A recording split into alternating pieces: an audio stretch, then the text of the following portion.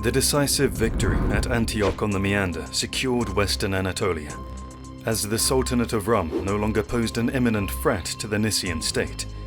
However, Theodore Laskaris now faced new challenges from his Christian neighbors.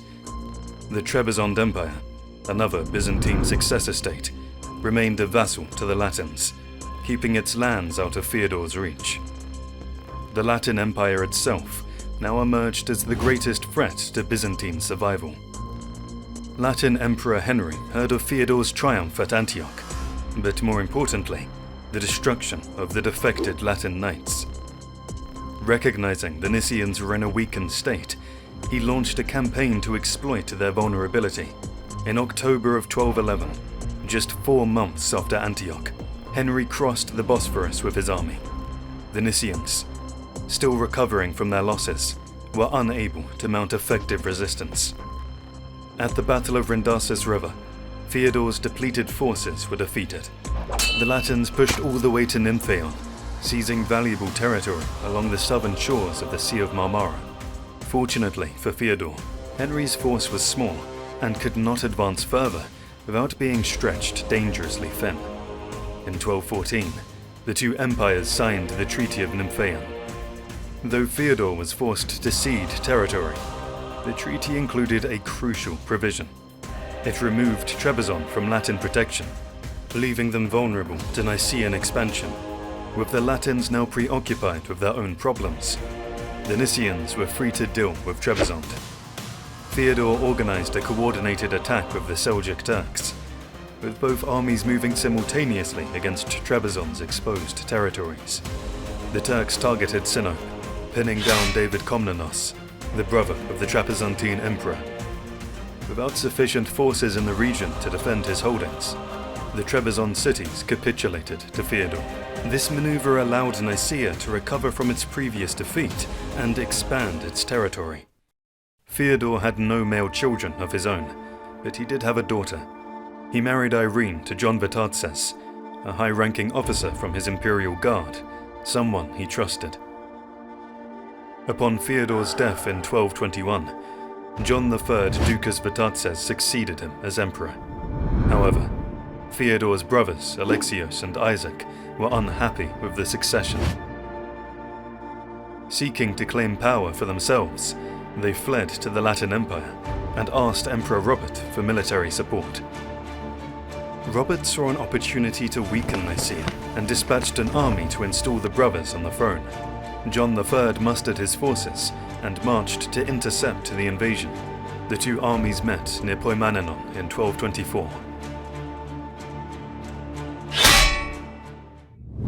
John's army numbered around 4,500 men, mainly infantry with a sizable cavalry contingent.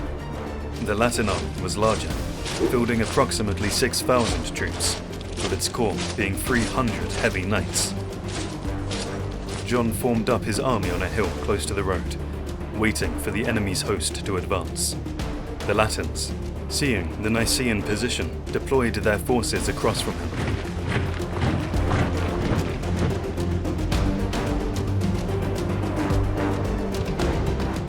After some preliminary skirmishing, the two sides clashed. The devastating charge from the Latin knights inflicted heavy casualties on the Nicean cavalry, threatening to break the flanks.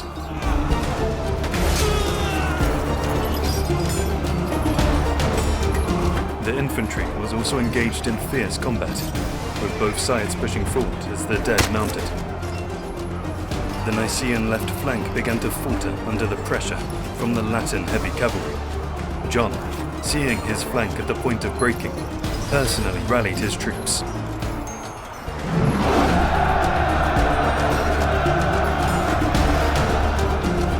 He then committed himself directly into the fight. His soldiers were inspired by their emperor's courage, not wanting to let their leader down and refusing to see their country fall to the Latin savages again. They gave one final, desperate push. This sudden surge of momentum began driving the Latins back.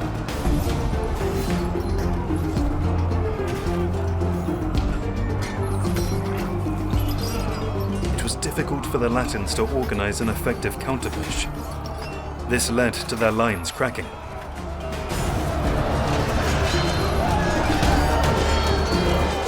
And what started as an organized retreat quickly turned into a full rout. The fleeing Latin forces would shoot, with the survivors reaching nearby forts. The victory was total, securing John III's rule over Nicaea and all of western Anatolia.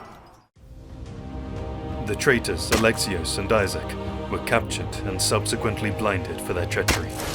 The Latin Empire was now broken, reduced to a rump state, clinging to Constantinople and its immediate surroundings.